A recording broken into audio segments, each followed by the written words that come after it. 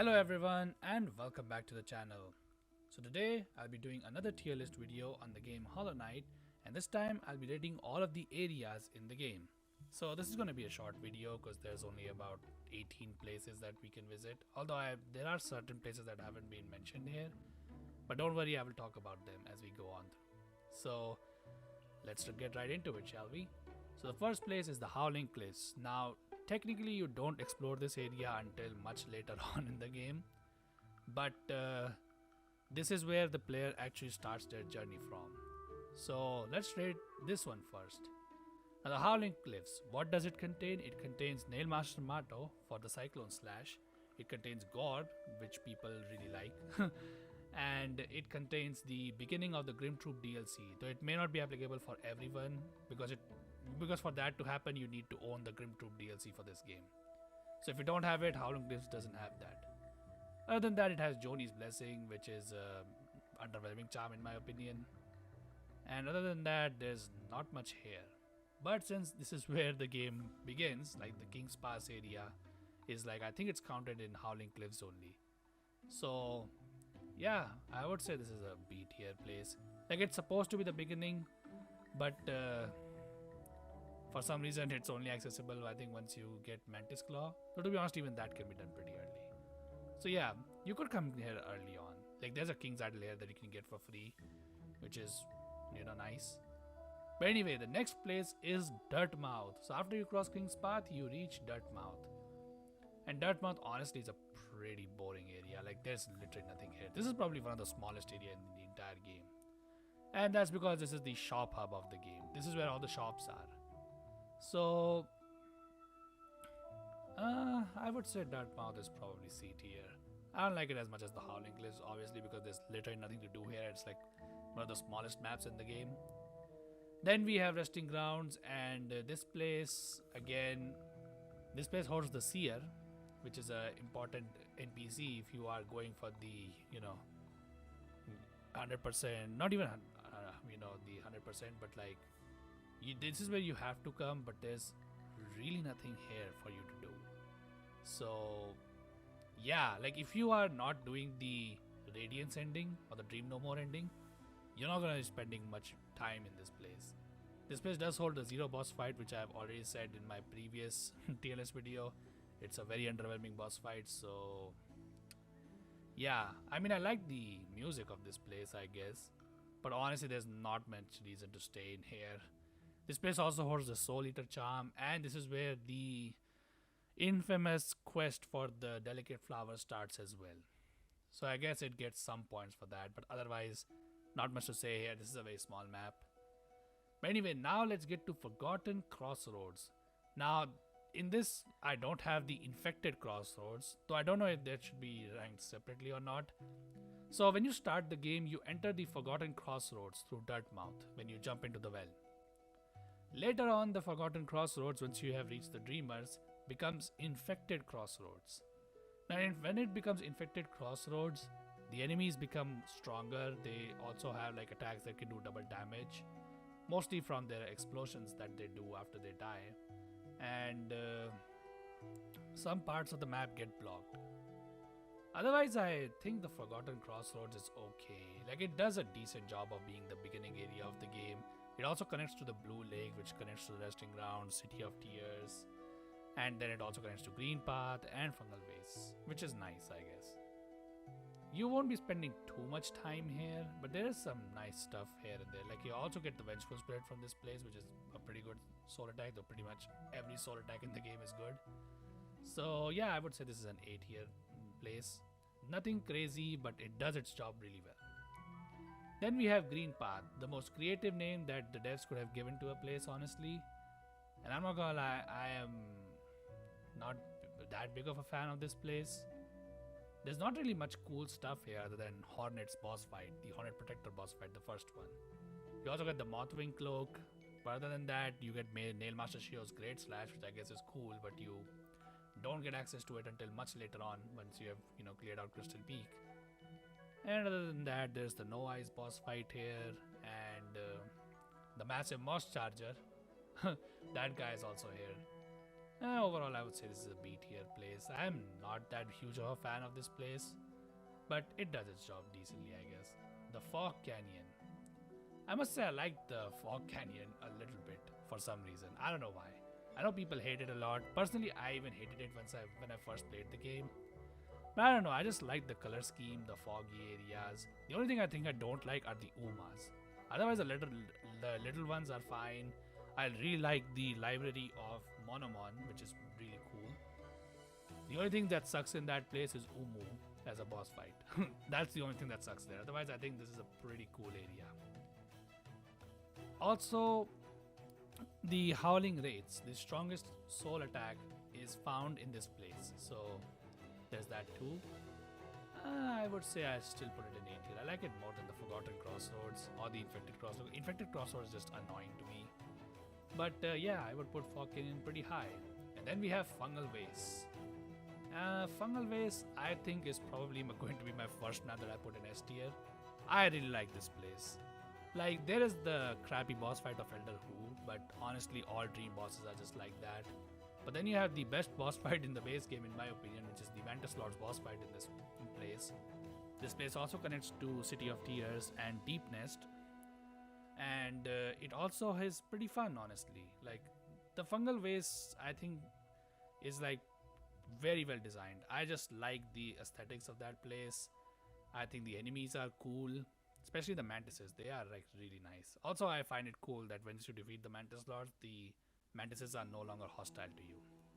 So yeah, I think also the purple mushrooms that you can jump on, those are really fun. Also, you get Dash Master, which I guess is a decent charm for moving around. The Mark of Pride that people really like, although I personally don't. And yeah, overall a pretty cool place. Also, you get Mantis Claw here, which is needed to beat the game. So yeah, absolutely S tier. Then we have City of Tears, and City of Tears I would say is a pretty high A tier.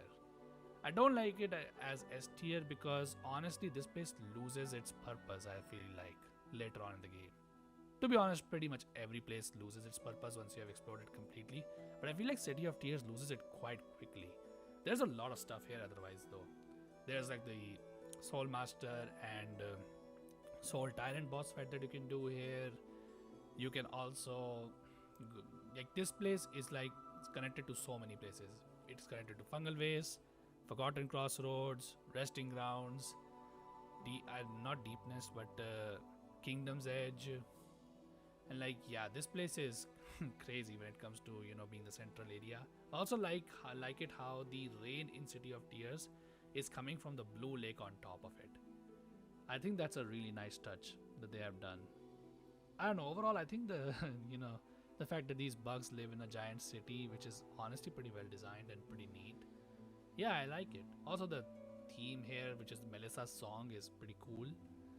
So yeah, I would say City of Tears is A tier. It's not S tier. I don't like it as much as Fungal Waste, but think City of Tears is pretty good. Then we have Kingdom's Edge, and this is a D tier map. I don't like Kingdom's Edge. Like, Kingdom's Edge is just a generic white, ambience map, and it has some of the most annoying enemies in the entire game. The Primal Aspects, those guys that jump around, not caring about anybody, and also their bigger version, which is, in my opinion, that's the most annoying enemy in the entire game, even more annoying than the Primal Aspect. And okay, I guess in its defense, it has the best charm in the game, which is Quick Slash. But other than that, I don't see much in Kingdom's Edge. I don't know actually if the Colosseum of Fools is counted towards City of Tears or Kingdom's Edge, but honestly, I would count it as a separate place altogether. I don't think Kingdom's Edge should, get out of D tier just because the Colosseum of Fools may be counted in its map. Because I don't know, maybe it's different. But yeah, also you get Dash Slash here, but like, it's only useful for Markoth. I feel like I don't really use it anywhere else. So yeah. Then we have Crystal Peak, and Crystal Peak, I'm not gonna lie, this is one of the coolest looking places in the entire game, and its enemies can be a little bit annoying, but honestly not that much. This place forces you to basically use your magic attacks, which I think is a fine choice. Like, I think player at one point needs to learn to use their magic attacks. And if you use your magic attacks, a lot of the enemies that you can't damage with a nail are honestly not that difficult to take down. The only thing that sucks about the Crystal Peak is that its only boss fight are the Crystal Guardian and then the Enraged Guardian, which is like one of the lamest fights in the entire game. That's a damn shame because otherwise this place is really cool. You get the Crystal Heart from this place, which is pretty good ability. It's not needed to beat the game, but actually no, I think a human needs the Crystal Heart to beat the game. Only the Taz can do it without the Crystal Heart. As for other stuff, I guess the deep focus charm is not that great, but hey, combined with the regular quick focus charm, it's honestly pretty decent. Though that combination does cost 7 charm notches, so be careful. Otherwise, I would say this is a A tier map for me. I don't know if I like it more than I definitely don't like it as much as Fog Canyon. At least Fog Canyon has the library, and while Umu is a even crappier boss fight than the Crystal Guardian, at least the version that you face in Fog Canyon is not as bad as the one in God Home. But anyway, next up we have the Royal Waterways, and I'm not gonna lie, I think this place also goes in C tier. I feel like even with like a single theme that all of these maps have, they never feel like the same area. Like, I don't know, but if you go to Green Path, when you go towards Nailmaster Shio, the huge number of thorns that you face in that place, I think it makes it look a little bit different than the generic Green Path area that you have seen throughout the game, which I think is cool. And I feel like pretty much every map does it. Like Fog Canyon, when you go towards the Howling Raids, changes into a place that looks like the Queen's Garden, which is supposed to be, I think, the Queen's Garden. The City of Tears also has like the pinkish area towards the King Station, which I think is pretty cool. But the Royal Waterways just does not have that at all. This place feels exactly the same everywhere you go, and that's a damn shame. The only place that feels different is Ogrim's Arena. And Ogrim's Arena is gross. Ogrim might be a cool character, but his habitat is not. Like, it's just a shame that the entire Fluke Nest area also it's just a place filled with flukes. That's all the difference it has compared to all the other Royal Waterways areas. And it's not much enough diversity for me. Even the Junk Pit looks exactly the same like the Fluke Nest area. So honestly, this place doesn't really interest me too much. It has the White Defender boss fight, which is really cool. That is something. But other than that, I don't like Royal Waterways too much. Then we have the Ancient Basin.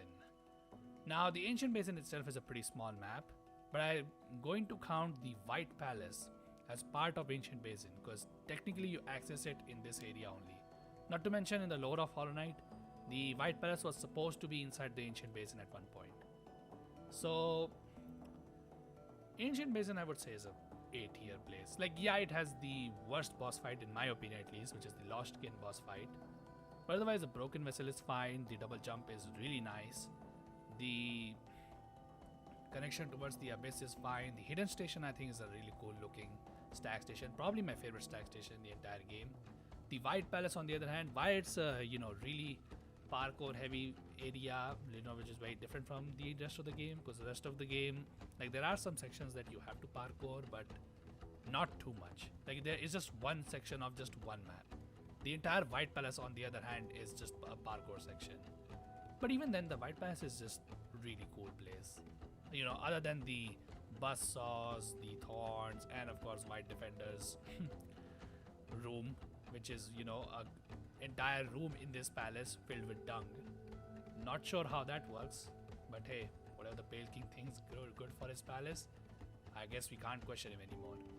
But anyway, next up is Queen's Gardens, and I'm gonna say this is a C tier map as well.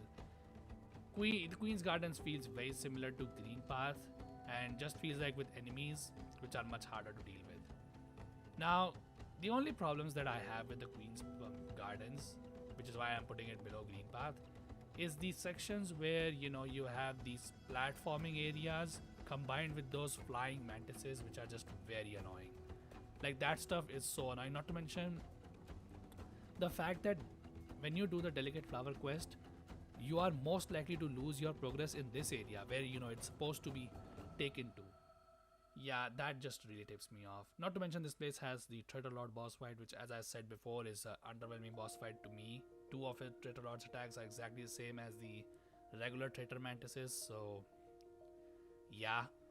Other than that, this place holds the White Lady, but honestly, the White Lady doesn't do much. And it has the Marmu boss fight, which the Dream Warriors, I don't really like any of them. So yeah, honestly, the Queen's Garden is just boring in my opinion. Then we have Deep Nest.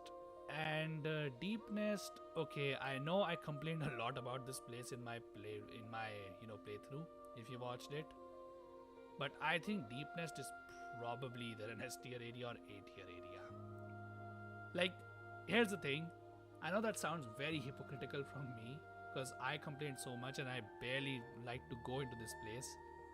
But you need to understand that's the purpose of this place. You're not supposed to stay here very long. Not to mention the developers created it for the player to be to hate this place. And I think it does that really well. Like, I don't know who likes Deep Nest, honestly. Or like, who doesn't like to hate on this place.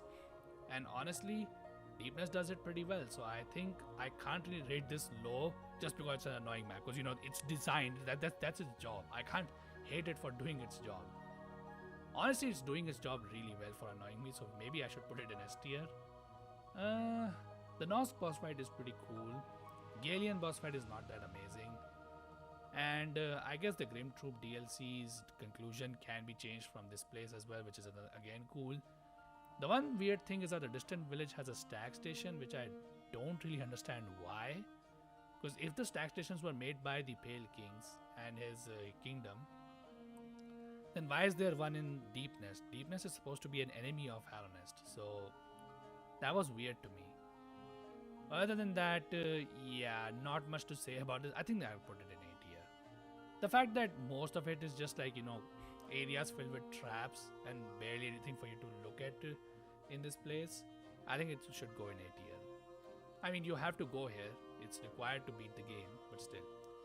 And then last and not least is the Hive. And Hive, I'm not gonna lie, Hollow Knight technically is kind of a linear game at the very beginning, where from when you come from King's Pass, you go to Dirtmouth, and from Dirtmouth to Forgotten Crossroads. Then you are encouraged to go to Green Path, and then from there you can go to Fungal Waste, Fog Canyon, and then when you reach the City of Tears, then the world is open to you, in my opinion. That's how the progression goes. Now, if you notice in those maps, even though the progression is linear, those places have a lot to explore. The Hive, on the other hand, just doesn't have that. It feels like the most linear map there is. Like, you can just make one run towards this place and that's it. With every other map, even with something like the Resting Grounds, there's a reason to return there and explore, But with the Hive, there's literally nothing to bring you back to this place once you have done everything. And you can do it in just one run. And I feel like that's so different from the other maps of this game. Not to mention, this place adds nothing to the lore of Hollow Knight. There are some cool theories that the Queen of the Hive may have taught Hornet how to wield her nail, because the Hornet and the Queen of Hive use the exact same weapon, which is a needle. But other than that, it's just a theory. There's nothing confirming it, and I'm gonna have to put it in D tier. It's funny because the Hive technically comes in Kingdom's Edge, so I guess both of them go in D tier. But yeah, other than that, that is my tier list for all of the maps in Hollow Knight. So thank you so much for watching this video. If you liked what you see, then be sure to leave a like on this video and subscribe to the channel if you want to see more. And in the comments, do tell me if you want me to do another tier list, or if you want me to do anything else. Other than that, put in suggestion any games that you would like to see on this channel, because I'm still looking for a game to feature on this channel. But other than that, have a great day everyone, and I hope to see you all in the next one.